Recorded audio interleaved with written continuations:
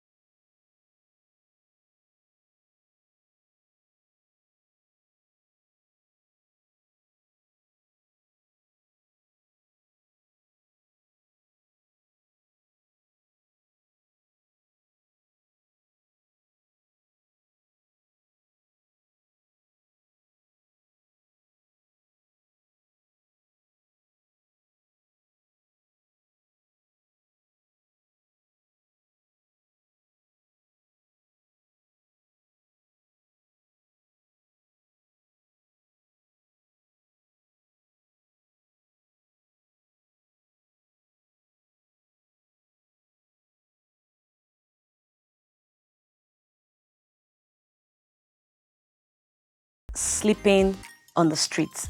That was how the whole thing started. When you say you started sleeping on the street, give me context. What do you mean by you started sleeping on the street? So there will be days where this friend of mine never left my side, right?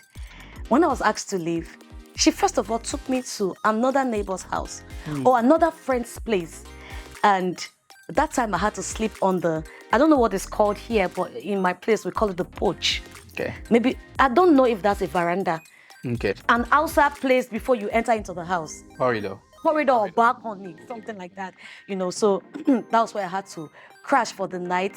And then I started moving on to different places, trying to make friends that could just, host me or let me stay in their place. And it got so bad. Most times we'll go to Obalende. She knew a lot of areas in Obalende. So most times after school, with her uniform, we will move into Obalende, just looking for what we did not even last. It was not even in school, And she would take me to different places. She had some customers that she would buy stuff from, and she would just tell them about me and my situation. So that was the street, quote and unquote. So Obalende on tables, on market tables. at the age of 13. At the age of 13. Obalende, UBA, under the bridge. I usually tell people I had my apartment under the bridge. So that UBA bank is still there. I've slept under that building so many nights. And, all through that process, what happens when a child is on the streets, you are exposed to a lot of other things. And But we give thanks to God. We'll give thanks to God because this is you. You are here today to share these stories. It's part of your experience, it's part of the journey that you've gone through. Yeah. However, we still need to talk more about it so people will know, especially people who are going through something like this, will know that there is a future for you, no matter how bad and rough it seems. Now, a lot of people might not know that you graduated from University of Lagos. Yes. How did you gain admission? Let me start from that, because at the age of 13, it looks as if you don't have any education, quote and unquote. Yes. Of course, I'm sure that you've attended probably primary school, yes, before we left. How did you eventually end up in the University of Lagos? So let me take it back a little bit. Please do. While I was still roaming the street, in fact, churches, I had to sleep in different churches around Obalende, Ikoyi axis, Dolphin, Ijebarak.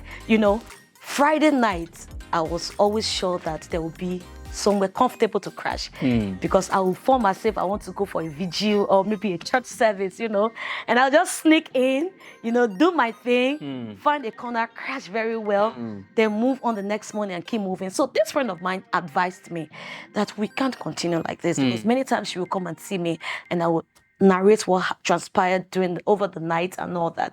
And she said, see, I have an advice for you. I spoke with one of my aunties in church, and I think the only thing we can do now is to apply for, a nanny job, at least so that you can have a shelter and something to eat. So that was the way forward. And then we went on with the application. I couldn't even speak proper English. My Liberian accent was very conk. So even if I'm speaking with you, you have to listen keenly to be able to, the accent is still there, but at least it's polished. It's well polished now. So no one could employ me to probably do a sales girl's work or any other job that is much profitable than being a nanny. So that was the only job at that moment. So I went on to becoming a nanny, and I thought the molestation or the abuse, physical abuse, had ended from the street. No, that's another story for another day, because I experienced different level of abuse, from a couple of people I lived with as a nanny. So the last family I stayed with, that was where I found my helper. And that was how I was able to go to school. So a family friend to the last family I lived with, who used to come around to visit, saw me and just loved the way I was always working, smiling, very hardworking and always cheerful. And he decided to know more about me. And then he asked me what was my name, where was I from, where I was from and all that. And when I mentioned my name, Asatta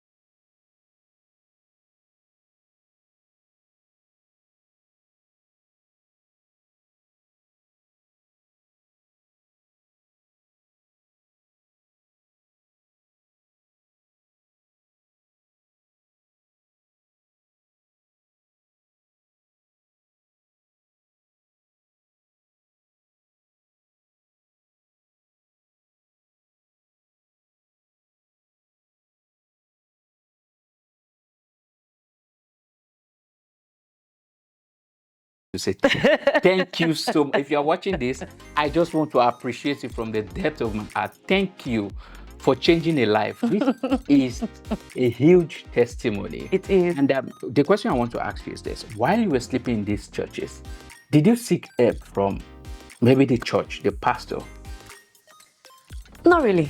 You didn't. But well, from friends of the church, maybe the keyboardist or the music director, or I want boys, let me put it that way. You know, boys will always be hanging around in the church. So they were the ones I was trying to just So you get didn't close go to the senior authority, No. the pastor? You didn't? No. Okay, so the reason why I'm asking this is because, like I mentioned, there are some people right now, this is 2024, and there are some people who are going through a difficult, they might not have survived war or anything, but some people left their villages to come to Lagos with the hope of finding a better life. And these people don't have where to sleep. They don't have where to eat their next meal. And some of them come to churches every Sunday with the hope of at least getting the first commerce meal. Yeah. You know, some churches will give you rice and things like that. I'm talking from experience. I've been someone like that. And I'm wondering, with your story, what are the things you think churches can do to reach out to people like this now in 2024? How do you think because some of them might be too scared to come ask for help. Some of them might think that, okay, if I ask, they will not do it anyway, so there's no need to ask. So what do you think, how do you think churches now can connect with these people? And what are the things that you think these people need to do to get the church to help them? I feel through the means of evangelism, that's one way the church can go out to, get to meet people like this in my situation. Maybe if I'd had someone who came directly to me to evangelize, from evangelism, you're able to go. Sometimes you're able to, just by speaking or evangelizing with the person, you can see the level of pain, desperation, depression that someone is going through. And by the Spirit of God, you can go deeper and get to know, the person's pain, and you can get closer to the person and be able to do more. Because most times it's difficult getting to the top. So people who are into evangelism, I think they are the ones who have access to these people directly by just going out, reaching out with the word, with the Spirit of God. They can get direction and, Thank you so much. Thank you. I think you've said it all. So I just want to say, let me just say this. Churches, if we are going out for evangelism, let's try to look out for people who we believe need genuine help.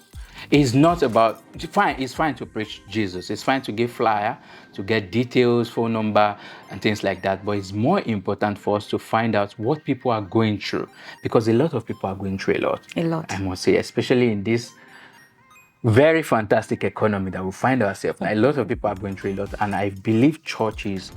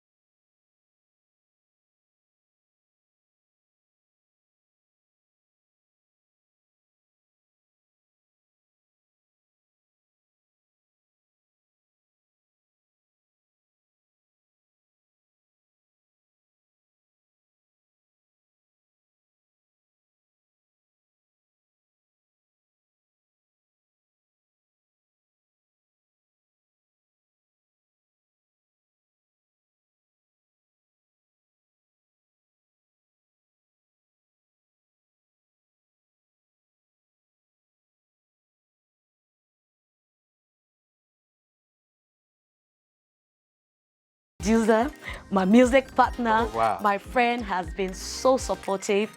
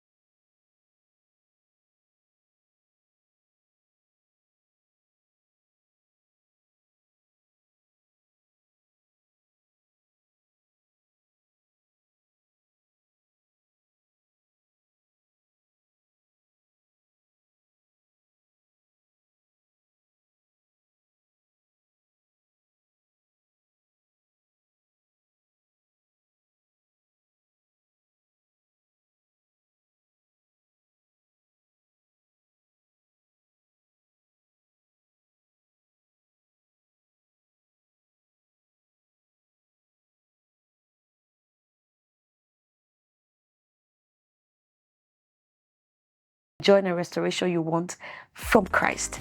So that's the message I preach in all of my songs. Every song I sing, every song I write, there is that reflection that you want peace, you want joy, you want happiness, you want to be fulfilled in life. There is only one place and one source you can get it from, and that is God. So it's very nice that you are doing these fantastic things for God. I mean, gospel music is a very powerful tool. It goes beyond the ordinary. Yeah. It goes beyond just listening to songs. There are some songs you listen to, you are just entertaining yourself. But when it comes to gospel, it comes with a message, and it is very beautiful to see people connect to this message and they can mirror it to what they are going through at the time. Absolutely. Get healed by just listening to music. So I think you guys are doing fantastic job. Thank so I you. was going to ask this, right? Are you open to performing at other churches? I know you sing in your church. So are you open to performing in other churches? Yes. It's the thing you will love to. I would love to do that. We're called to do this thing, and then the message is not just for us. The message is for the people, and how you get the message for the people out there is by going out and reaching out. So yes, I'm very open to ministering at aside churches. from music, aside from you coming to different churches or programs to minister, are you also open to sharing your story, inspiring other people to learn from what you've gone through, and of course to be inspired and to get healed from whatever thing they are going